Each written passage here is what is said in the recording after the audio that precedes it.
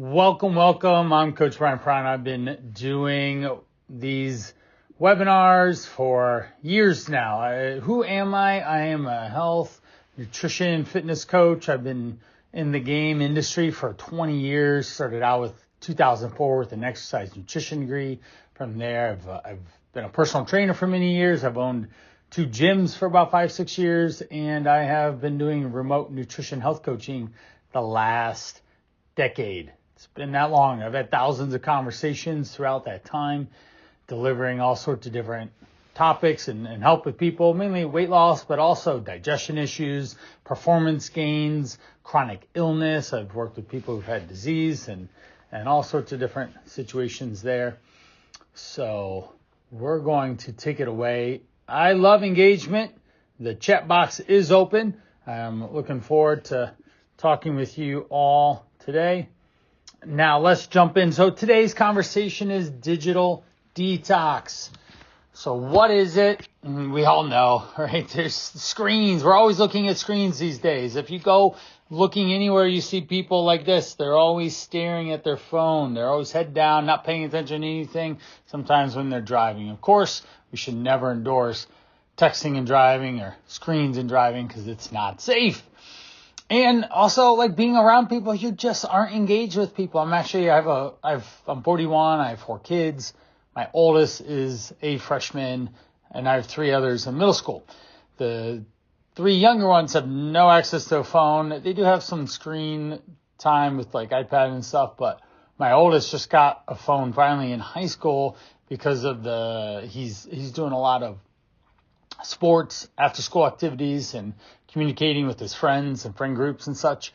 We've had quite an adjustment on trying to navigate and limit the capacity. I've really been getting on about what proper etiquette is around having devices and phone. And for you obviously see it. You've been probably with a phone for a long time. Now, dating myself, I got a phone I actually bought a phone when I was like 21-ish, somewhere in that vicinity. I didn't really have one beforehand. Now, like 5-year-olds have phones. It's crazy. So what does digital detox mean to you as an adult that is here trying to figure out what the heck and how to manage life in this very connected world?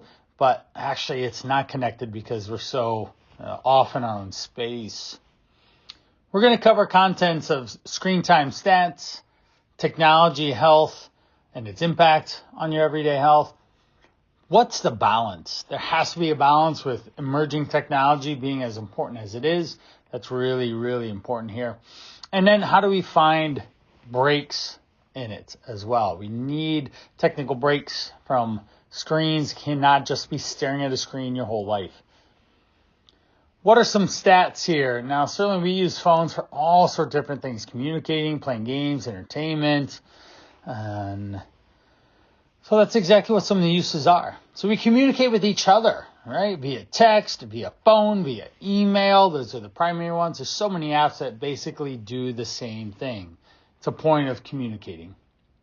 There's information. Of course, Google. I'm a big YouTube fan. If I need a how to do something type, I pretty much go to YouTube and I watch someone do it. Most recently, I've replaced the gasket on my washing machine. I've fixed the timing belt on the dryer. I have cleaned and got my air conditioner unit. The capacitor was down. I fixed that as well. And many, many other DIY things. So information is always accessible. Remote work, that's what I'm doing right now and have been doing for the last 10 years. It has been wonderful.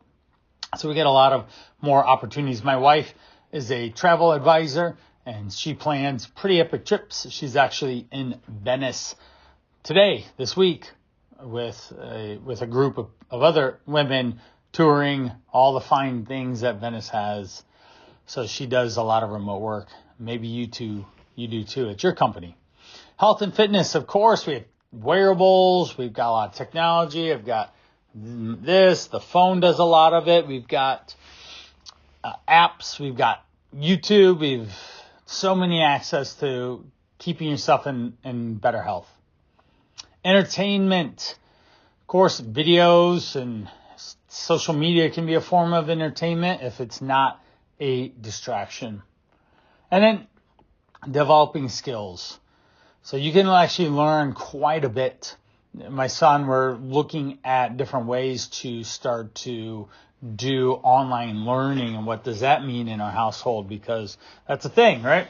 We're going to see online learning. He's a freshman and he's going to be getting into college classes here, and that's something that we're going to be promoting, because education is power and it's a good thing. Nomophobia. What is this? A state of stress caused by having no access to or being unable to use one's mobile device. Nomophobia. Do any of you have that? I don't have it. Although I use my phone quite a bit for work purposes. I'm constantly talking to people on the phone, texting them as well. I have social media engagements that I have on my socials that I'm constantly updating and engaging with people there. At Coach Brian is Piranha. Coach Brian Piranha is my handle, but I'm on all the medias. But I would be okay not having my phone accessible. I would actually prefer it, to be honest. The phone it's glued to my hand. I know where my phone is. I know where my AirPods are. They are in the other room. They're not here. So they're next door in the kitchen area. So I always know where those things are, even more so than like my ID, my driver's license. My ID actually was able to save to my iPhone, which in some states you can. But so I don't carry it around that much anymore. How much time on average do you spend on a daily basis? I'd love to see in the chat here, what is you can see a wide range, about 5 to 6 hours spent on a phone. I'm in the unfortunate 7+ hours. Again, I'm answering hundreds of text messages a day. I'm talking hours a day to people, and there's this constant filter happening with it. I listen to music from my phone as well. It's an enjoyable experience as well. So where are you? Please tell me. I just told you mine. What is yours? Hit the chat box. I'd love to see where you range on the activity of your phone. Now, for iPhones, I can speak specifically because we've had iPhones for many, many generations. We have the screen time underneath your settings. So if you just go into settings, you can go to screen time, you can turn it on, and it'll tell you how much time that you spend doing activities. Now, I told you, the text line, just maybe like you email off of your work, I'll be in my iMessage 2, 3, sometimes 4 hours in a day. So Margaret, we got a Q&A, so I cannot see the Q&A. I don't know, the chat box might not be enabled. Give me a second. Let's jump out here. All right, there. Chat is disabled, so you can't add anything. Okay, well, you can add to the Q&A box, okay? So please jump into the Q&A and post it in there. I am the person who shows up to these and doesn't necessarily set up the technology piece of this pie here. So going in, let's get back into presentation mode. So in the Q&A box, does anyone have how much they are engaging? There we go. Some more people. Give me a second. I need to jump out. Unfortunately enough, when I'm in sharing. So we have one person about 5 to 6 hours on their phone. Anyone else want to share and admit to how much time they spend on their phone every day? 1 to 2 hours. That ends up being a bit more reasonable if you have a little bit of time in the morning, a little bit of engagement at night. But then also think about just on a screen as well, how much time you're actually spending staring at the TV, at any other device and stuff. So those are things to consider as well. Thank you for those who shared. Let's get back into this. No, doing too many things here.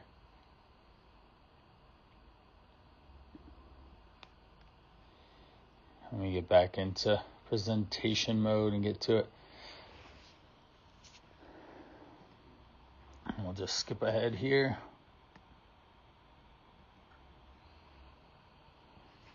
All right, back to it. So spending on time, we just answered that question. Now, 53%, so 1 and 2, there's 6 of us total here, right? 6 total people.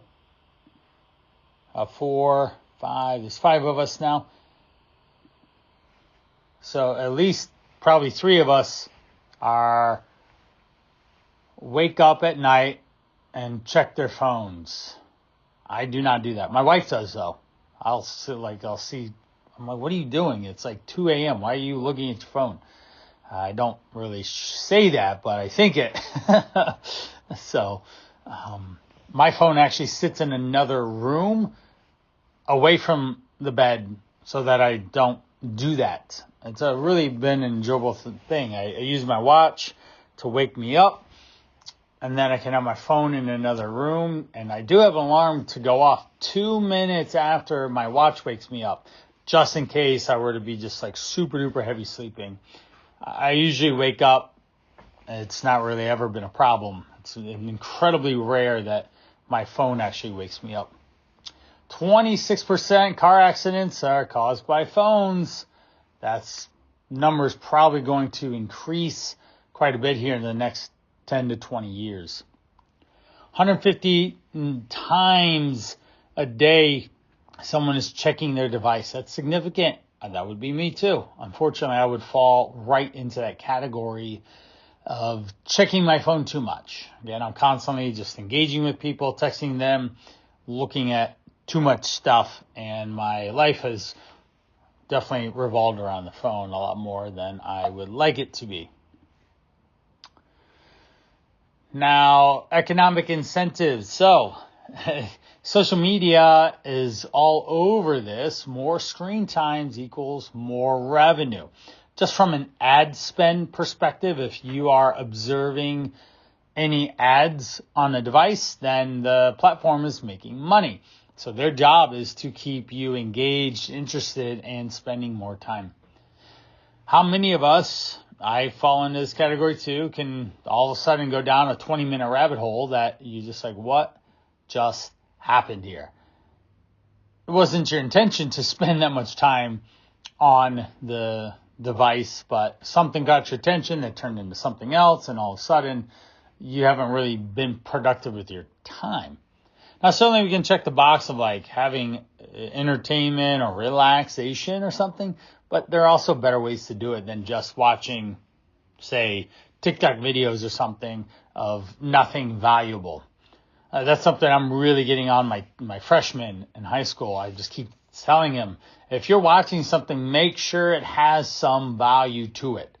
Because if you're just randomly scrolling and absorbing whatever is getting thrown at you, you're pretty much wasting your life. Like, I don't know how much kinder to say it. It's just not useful for you to spend your time just absorbing basically nonsense that adds no value. Now, if there's something that you're like podcasts or some a true entertainment form, then sure, definitely let's enjoy that experience. But oftentimes, I think the majority of people are consuming at a rate that's better said ridiculous, of nothing that adds to their everyday life. To helping do this, there's auto scrolling, you can infinitely scroll, there's always more in the newsfeed.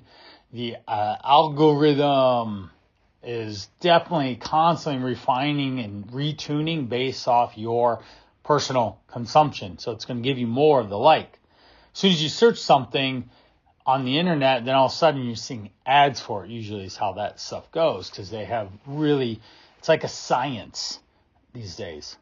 You have your recommendations to like, love, and ways to show more engagement so that they get you tied into it as well. So I have to play the game too with my social medias. How can I create content that someone's interested in absorbing and learning something from me? a lot of the content I end up doing is on nutrition, on fitness, on lifestyle. And I try to make it useful and valuable if someone stops by and checks it out and isn't just wasting their time as well. I'm not looking to go viral. I'm just looking to attract the right type of person to help is really the end all be all. So what is technology and health? Well, the positive sides, let's look at positives first. Your physical health, you have wearables.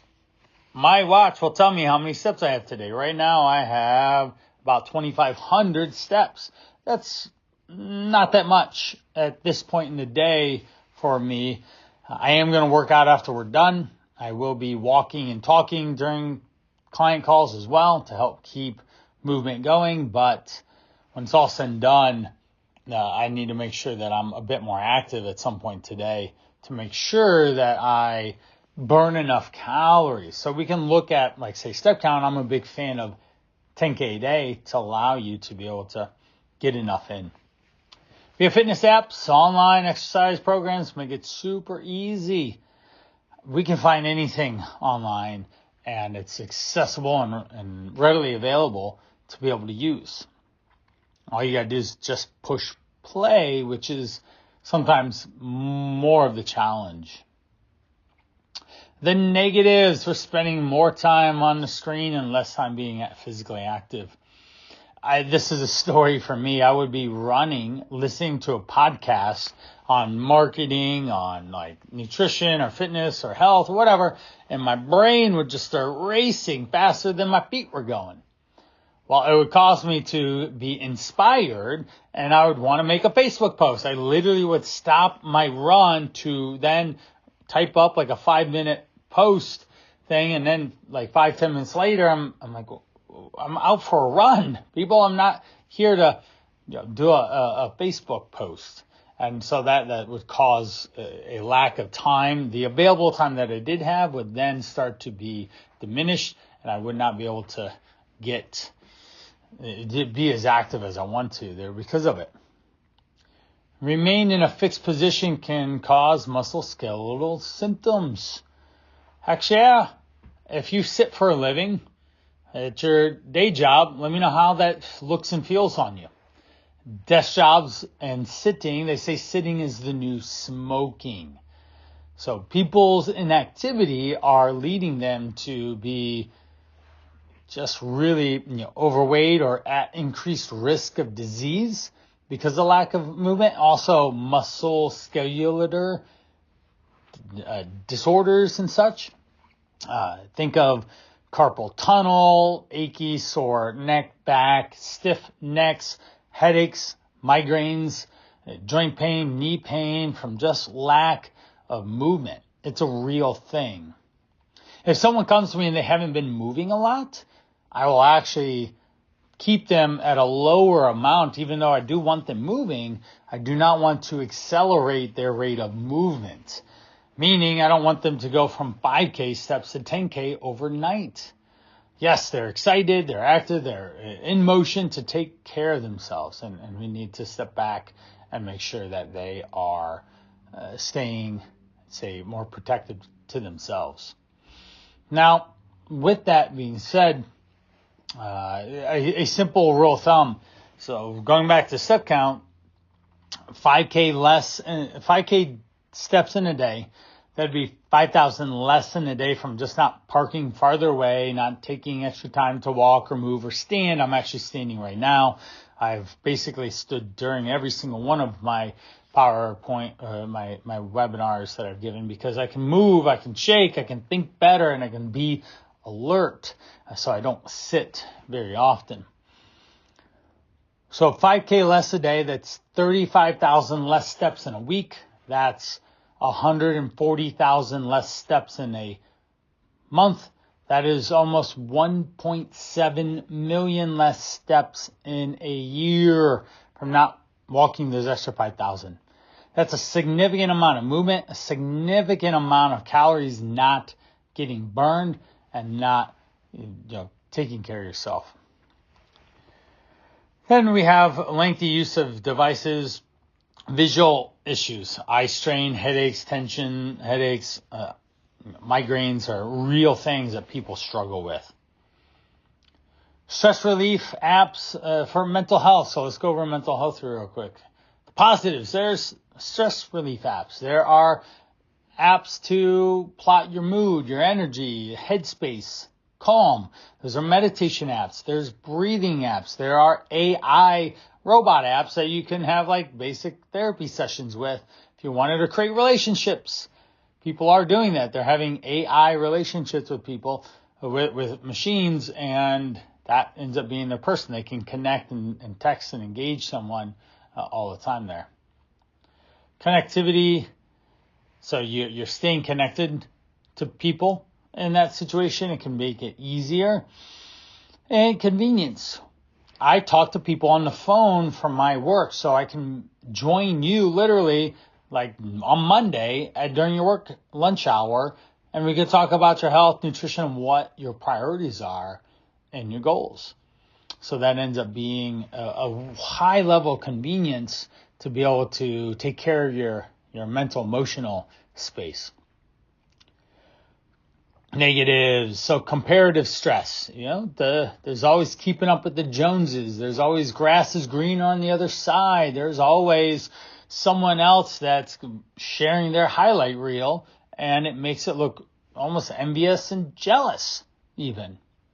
Sleep disruption, right? If you're staring at your phone at night, there are blue light rays coming at you, makes you less likely to want to fall asleep, messes with your circadian rhythm and sleep cycles, but you're also constantly just distracted and not actual. You would probably fall asleep earlier if that were to be the case most of the time. Messaging anxiety. Did I reply to this person fast enough? I forgot to reply to this person. What if they take this message the wrong way? Or there's so many things about anxiety related to our phones and technology as well. So it's something super important to know and understand. Having work-life boundaries, super important. How are you guilty of going home and working while you're away? That's a real thing that people are spending hours and hours. I think, of course, I can't put you in your work situation, but if you are not the owner, then you aren't personally responsible for how well the company is or isn't doing, and you probably don't need to just go home and work the rest of the day, rest of the night. And that's a real problem that people do. They work on the nights, they work on weekends, and their dollar per hour quickly rounds down toward minimum wage. We have FOMO, fear of missing out. John is a client I've been working with, and I've actually encouraged him to move his charging station from next to his bed to across the room so that he doesn't finish reading his book to work his way towards sleep, to then just grab his phone and spend an hour on TikTok. That was a literal conversation about 2 weeks ago with him. And I encouraged him to relocate his charger and keep it away from the bed, keeping it across the way so that he would be incredibly less likely to use it. Humans are inherently lazy. So if your phone is across the room and you're snuggled up in bed, there's a lot of effort for you to have to get up mentally to go get it. Not physically. I mean, you just get up and cross the room. It's not a big deal. But it could be a big enough hurdle in your brain to not want to do it. So we can design our social situations to be less impactful or more impactful in these things, like charging your phone across the way. Dr. Lisa Stroman. Social media is a huge stressor these days for multiple reasons, but mainly it is the constant expectation of being Insta-worthy and the unceasing comparisons that are inflicted upon us. 100%, you're always feel like you're getting judged or looked at, or you just really can't quite be yourself, and it does place an incredible amount of anxiety and strain on someone there. Social well-being. So let's talk about this. The positives: real-time communication can reduce feelings of isolation, or just connection, increase your connection. I can message my wife. She's over in Venice, Italy right now on a work trip, and I can text her. She's sharing pictures. She was just actually in one of the main art museums there and sharing Picasso paintings and stuff. So it was just incredibly cool. I've seen a lot of pictures of her in a wine glass. She's been getting wined and dined by her work trip and stuff. But I can connect with her. I was able to do a FaceTime video during we have multiple kids, so 3 sons and a daughter, but Everett, my second, he was showcasing some of the middle school's visual arts and performance. What they were doing was they did an excerpt from the play that's coming up next week. They did music. He was in steel drums, in the steel drum band playing, and I was able to live stream video with my wife through FaceTime audio and video for her to be able to see it and obviously not be anywhere near here to do it. So she didn't have to miss it. She could participate even being many miles away. Online platforms provide spaces for like-minded individuals to connect and form communities. Facebook has done an amazing job on that, right? Bringing similar, like-minded people together. It transcends geographical boundaries, right? Just like I said, going from her being able to watch stuff in Italy from Akron. Negative: more screen time, less time with others. It's very true. Even though you might be like texting with someone, you're still interacting less. Humans, for the whole human existence, have done amazingly well with in-person socializing. We are social creatures.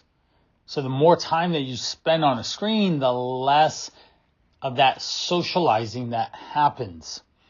Next up, I'm going to have my buddy come over and work out with me. And that is excellent because then we're able to just, work out and get a groove on and really have an enjoyable time together. And so that we can connect and share and communicate and talk about things that are going on in our life. Lower quality of social interactions. It's not quite the same if I work out with my buddy in person versus working out with them via a video. It's just not. You're just going to miss those connection points of being in proximity of someone else. Socializing online does not replace in person at all. We know that, you know that.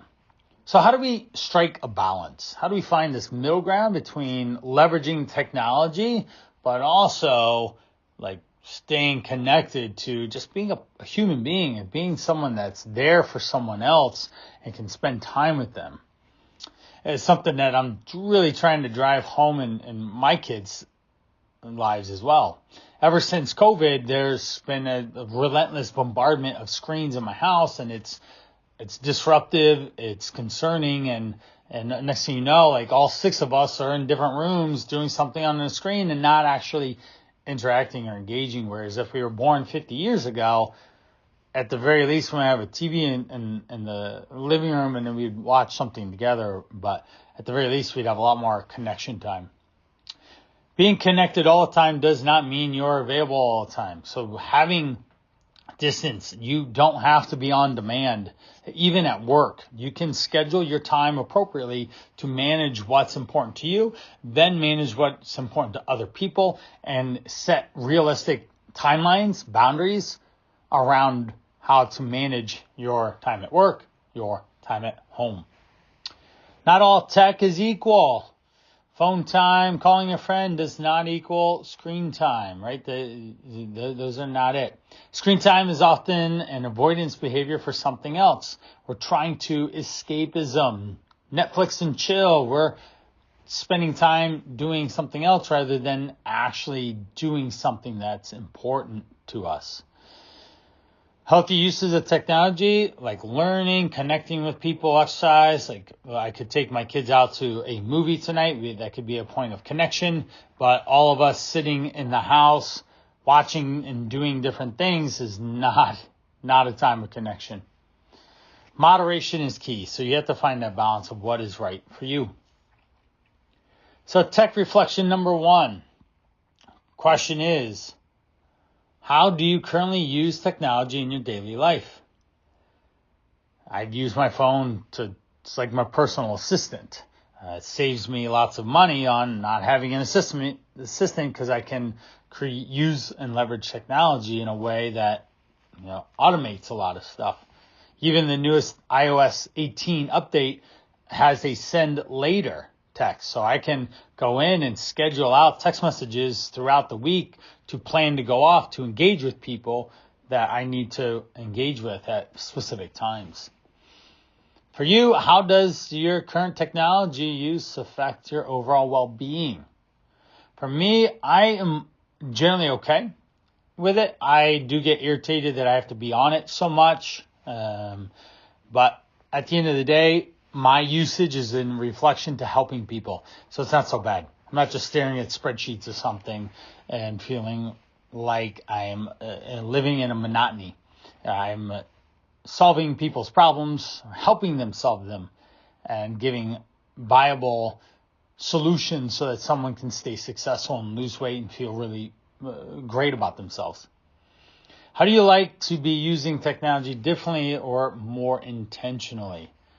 For me, I would love to plan more downtime, specifically away from technology, having family game nights that don't involve a screen, just like a good old Uno card game or something, to spend time in connection. My kids and we played dominoes the other night. Mom's away and I want to engage with them, so we just played dominoes. I was like, pick a game out of the closet and let's get to it. Number 2 is list key principles or guidelines that align with your desired technology use. So I hope that you're writing this down and taking a slight moment to reflect here. So what are some examples of this? Prioritize quality time with loved ones over screen time, like I did with dominoes. I'm going to do it again tonight intentionally. I have basically from 6 p.m. till bedtime, and I'm going to make sure that we connect, we eat dinner together, we do something together, and not just let my kids just endlessly play video games or something. Use technology mindfully. Take breaks regularly. That's obviously important. Don't just go from one screen to the next. Seek out educational and growth opportunities online. Doing that all the time. I'm constantly trying to learn from other people who are smarter than I. How do we have real life tactics for tech breaks? So when we break this down, how do we actually get the rubber meet the road of taking these technology detox here, digital detox? Implement screen-free mornings. Like, you don't have to check your email first thing you wake up. You don't have to answer anyone in a text message the first time that you are up. Deleting unnecessary apps. It's like clutter on a desk. You don't need to have every single thing on your desk always.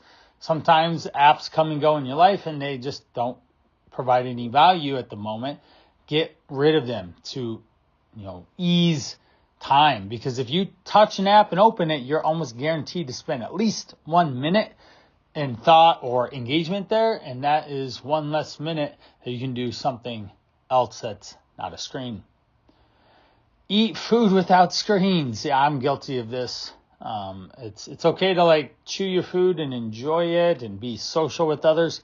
If you're going out, I see this a lot when I go out with other social relationships.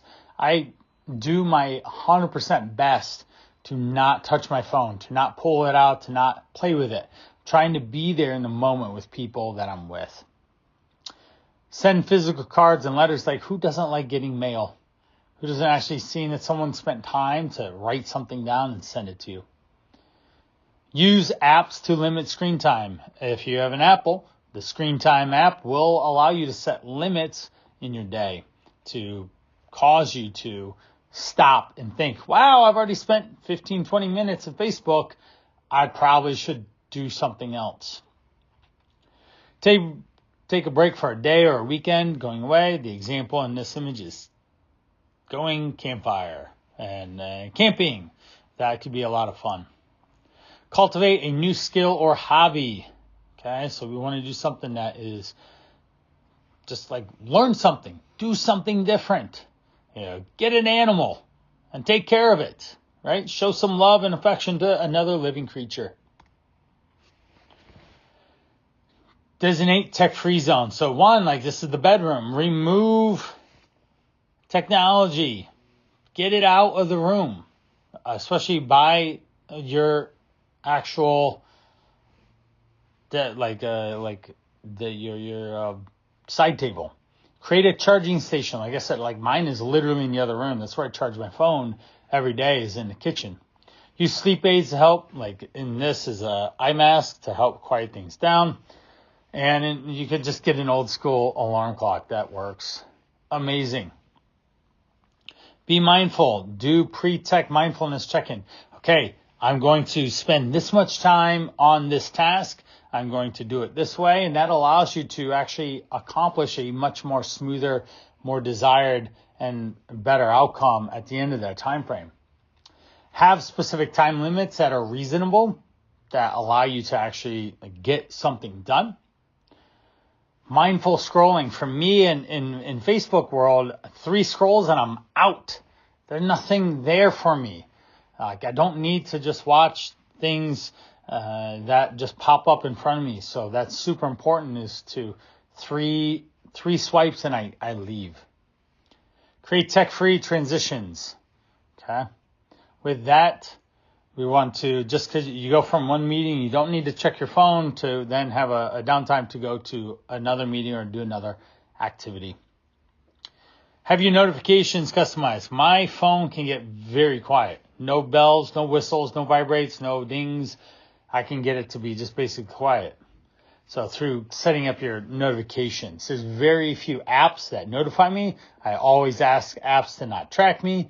And I never turn on push notifications unless it's a vitally important app that I use, that I need those notifications. Now, pare down your desktop. Sort through files and folders, decide what to keep and what not. Again, it's just online clutter on your desktop. What do you need? What don't you need? It's like our photos on our phone. There's so many photos. Probably about 80% of them you don't need. Remove unnecessary icons and group those remaining into relevant categories. And on our phones, we can definitely sort things and put them into a folder on our app so that you know where something is and it's not just widely available to get access to. Establish a regular schedule and set a reminder for organizing your desktop. So every week on this day, you can go through maybe a Friday afternoon when business is light. Those are the times that you get reorganized for what's important on Monday, because Mondays are always usually the busiest.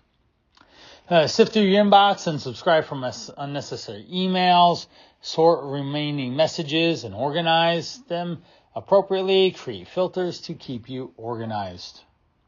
Most importantly, set boundaries. You don't have to walk around with a screen in your hand. You can connect.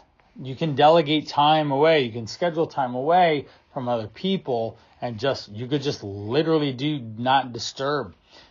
Christina is a client. She literally turns her phone off every day at 5. She wants to get away from it. She doesn't want people bothering her in her own time. All right. So the 20-20-20 rule. Every 20 minutes for 20 seconds, get 20 feet away. Sounds pretty good. If you can manage that and you're not in a really hard set of focused meetings or something, this could be really relatable, just to take a quick pause, to get up, move your body, breathe, drink water, bathroom, and then sit back down. So wrapping up here, what strategies will you use to improve your relationship with technology? For me, it's really about sorting the time that I have available with what's actually relevant. I don't need to answer people live in text message. I'm usually working with them for a number of weeks or even months. So any one text message isn't dire or it needs to be answered immediately. I will get to it when I do, which is in a timely manner. But I don't need to answer text messages all day long. I can group them together.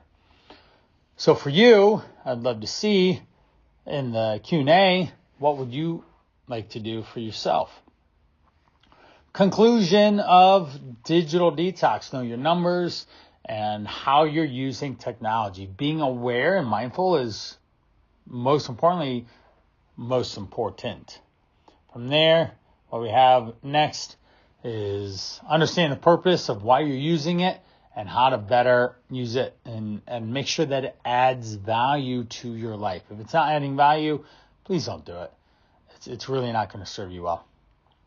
Find ways to detox, set boundaries, leverage the positive aspects of technology to your best. So I want to thank you for your time today, and we're ending like right on time. So I really appreciate everything that you've engaged with me on.